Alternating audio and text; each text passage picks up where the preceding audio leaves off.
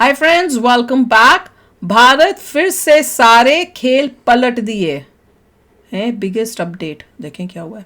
Video शुरू करते हैं। वीडियो शुरू करने से पहले अगर आप चैनल पर नए हो और आपने अभी तक सब्सक्राइब नहीं किया तो जल्दी से पहले सब्सक्राइब के बटन और बेल आइकन को क्लिक कर लो ताकि आपको हमारे सारे न्यू वीडियोस के नोटिफिकेशन मिल जाएं जैसे हम अपलोड करें। अगर आपको वीडियो पसंद आता है प्लीज लाइक एंड शेयर। चलिए शुरू करते हैं। ये फोटो तो आपको याद ही होगी। दरअसल ये फोटो तब की है जब अफगानिस्तान के ऊपर तालिबान ने कब्जा कर लिया था और अफगानिस्तान का तत्कालीन राष्ट्रपति अशरफ गनी देश छोड़कर भाग गया था। खैर, जैसे ही तालिबान ने काबुल पर कब्जा किया उसके 2-3 दिनों के बाद ही पाकिस्तान की खुफिया एजेंसी आईएसआई का जो प्रमुख था वो चाय का कप लेकर काबुल में मौजूद था, जो अफगानिस्तान की राजधानी है, और इस फोटो को क्लिक करवा रहा था। इसके बाद इस फोटो को दिखाकर पाकिस्तानियों ने भारत को खूब चिढ़ाया था कि हमने तुम्हारा अफगानिस्तान से सफाया कर दिया। इतना ही नहीं, पाकिस्तानियों ने तो ये भी खुशी मनानी शुरू कर दी थी कि भारत उनके अनुसार अफगानिस्तान के जरिए पाकिस्तान में जो बलूचिस्तान के विद्रोही गुट हैं, जो बलूचिस्तान को पाकिस्तान से अलग देश बनाने की मांग करते हैं और उसके लिए लड़ भी रहे हैं पाकिस्तानी सेना से, उन्हें अब भारत की मदद नहीं मिल पाएगी। उनकी जो आजादी की मांग है हमेशा हमेशा वो तो कह रहे थे कि हम तालिबान से अब इंडिया को करेंगे अटैक। और आकर बोल रहे थे कि जो सीपैक प्रोजेक्ट है अब उसे कोई नहीं रोक सकता। लेकिन आज स्थिति क्या है? 2021 की इस घटना को आज 3 साल हो चुके हैं और इन 3 सालों में पाकिस्तानियों की जो खुशी हुआ करती थी, जो जोश हुआ करता था, आज गुस्से और झुंझलाहट में बदल चुका है।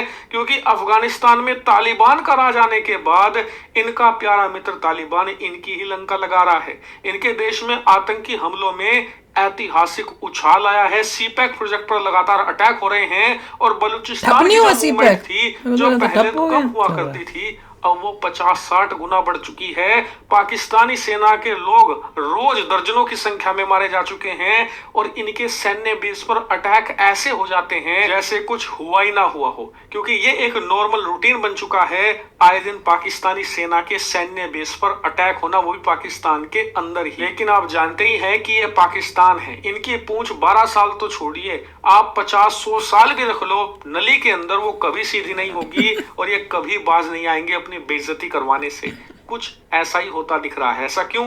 दरअसल आज बांग्लादेश के अंदर आप जानते ही हैं कि तख्तापलट हो चुका है और भारत की करीबी माने जाने वाली प्रधानमंत्री शेख हसीना का इस्तीफा हो चुका है और वो अब देश छोड़कर जा चुकी हैं। वहां पर सेना का कंट्रोल आ चुका है और एक इंटरिम गवर्नमेंट फिलहाल बना दी गई है। लेकिन कब इलेक्शन होंगे, कब वहां पर सरकार बनेगी, बना दी गई कि बनाने वाले हैं? इसको लेकर पाकिस्तान के लोग सबसे ज्यादा खुशियां मना रहे हैं। फिर से भारत को कह रहे हैं कि हमने बांग्लादेश से तुम्हारा सफाया करवा दिया। इतना ही नहीं, कई लोग तो ट्विटर पर यह भी लिख रहे हैं कि ईस्ट पाकिस्तान, जी हाँ, बांग्लादेश बनने से पहले इसका नाम था ईस्ट पाकिस्तान, तो ईस्ट पाकिस्तान को हमने फिर से आजाद करवा लिया है और भारत से इसका बदला भी ले लिया है। लेकिन कोई इनसे पूछे कि कैसा बदला ले लिया?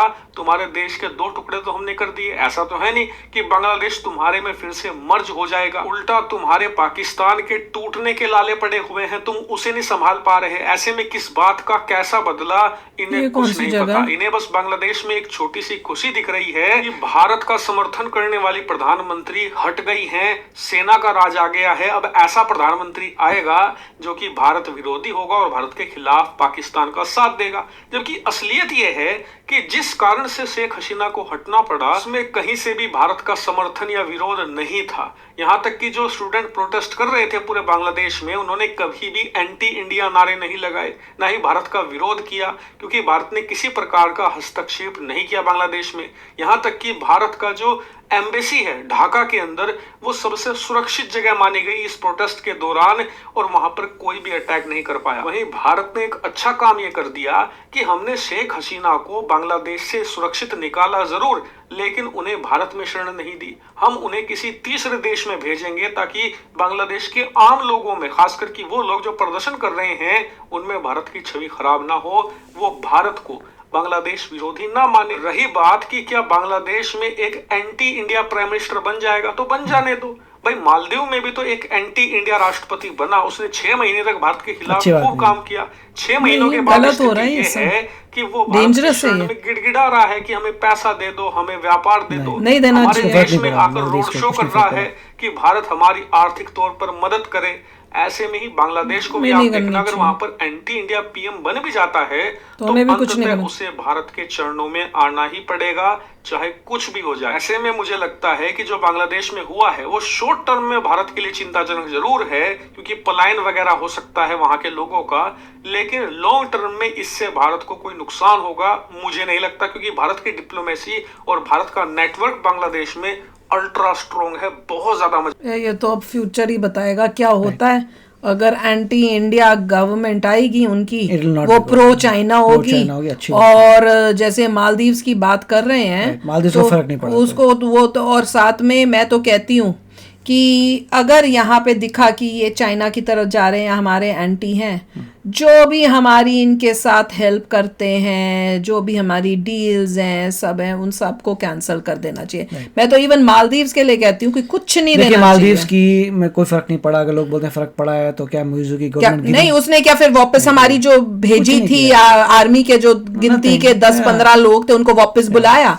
वो सिचुएशन का बैक वही हुई, चाइना को बाय बाय किया उसने, कोई फर्क नहीं पड़ा। मुइज़ो वहीं पर ही है, अपनी गवर्नमेंट चला रहा है। सिमिलरली यहाँ पे फर्क नहीं पड़ेगा। दुख की बात है कि एंटाई हो गया, तो जो कंट्रीज एंटाई इंडिया हो रही है, neighbours, that is a problem. ये चाइना का चाल लग रही है मुझे, कि चाइना कोशिश कर रहा है कि इंडिया को घेरने की। करेक्ट। और वो सारी कंट्रीज को धीरे धीरे या तो लालच देकर या उनके वहां पे रिवोल्ट्स करके वो गवर्नमेंट लेके आ रहा है, पैसा बहुत खर्च कर रहा है, और वो गवर्नमेंट लेके आ रहा है जो प्रो उनकी साइड होगी, उनको फंड कर रहा है और उनको जिता रहा है। उनको जो भी उनको चाहिए कि तुम अपनी कंट्री में जो भी करना पड़ रहा है तुम करो, और उसके बाद उनको पैसे पूसे देके अपने अंडर कंट्रोल में रखेगा।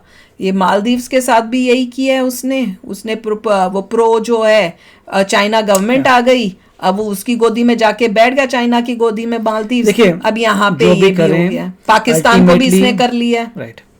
अल्टीमेटली पाकिस्तान और बांग्लादेश अगर इस डायरेक्शन में जाता, पाकिस्तान तो जा चुका है, बांग्लादेश भी अगर इसी डायरेक्शन में जाता है तो गरीब होता जाएगा, डूबता चला जाएगा, चाइना की ऑल हेल्प मांगेगा, उसके डेट में जाएगा, बहुत ही प्रॉब्लम तबाह हो जाएगा, पाकिस्तान बन जाएगा, पूरा पाकिस्तान जैसे बन रहा है ना वैसे बन जाएगा। जो जैसे पाकिस्तानी पहले बोलते थे बांग्लादेश तो इतना आगे हो गया हमारे से, इतनी उसकी तरक्की हो रही है, उसकी जीडीपी देखो, उसका फलाना देखो, ये देखो, वो भी खत्म हो जाएगा, वो पाकिस्तान जैसा। और किसी भी तरीके से वहाँ पे लोग जो हैं थोड़े रिलीजन में ज़्यादा डूबने लग गए हैं, बहुत ही ज़्यादा रेडिकल हो रहे हैं।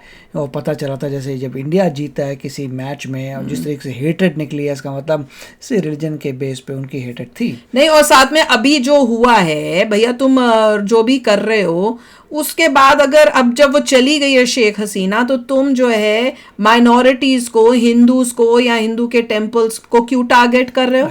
इससे पता चल रहा है कि ये वो खाली ये नहीं है कि भैया हम गवर्नमेंट से दुखी थे या परेशान थे क्योंकि उन्होंने कोटा सिस्टम कर दिया। इसमें रेडिकलाइज्ड माइंड भी है, एंटी इंडिया माइंड भी है, बहुत सारी चीजें, और बहुत टाइम से ये सब चल रहा होगा। वो उन्हीं का लॉस है नॉर्मली इंडिया को। और जो ये बाहर निकले हुए लड़के से निकले हुए स्टूडेंट्स प्रोटेस्ट कर रहे हैं। एंड ऑफ द डे अगर कोई भी कंट्री ग्रो नहीं करती और रिलीजन में डूबती जाती है तो उसका हाल बुरा ही होगा। क्यों? क्योंकि लोग गरीब हो जाएंगे। That is the problem. Exactly. और इन बांग्लादेश की जो गवर्नमेंट थी उनकी तो कोशिश ये थी कि हमने इंडिया से आगे निकलना, और वो यही कह रही थी। शेख हसीना कोशिश कर रही थी, मगर अब सब इनका अब देखो क्या होता है हाल। तो चलो यार, आप भी शेयर करना अपने थॉट्स। चलते हैं, मिलेंगे नेक्स्ट वीडियो में बहुत ही जल्द। Till then take care and bye bye. तो अगर आप मेरे इस चैनल पे नए हो तो जल्दी से सब्सक्राइब के बटन को हिट करो और बेल आइकन को क्लिक करो, ताकि आपको मेरा जब नया वीडियो मैं लगाऊं आपको उसके बारे में जल्दी से पता चल जाए।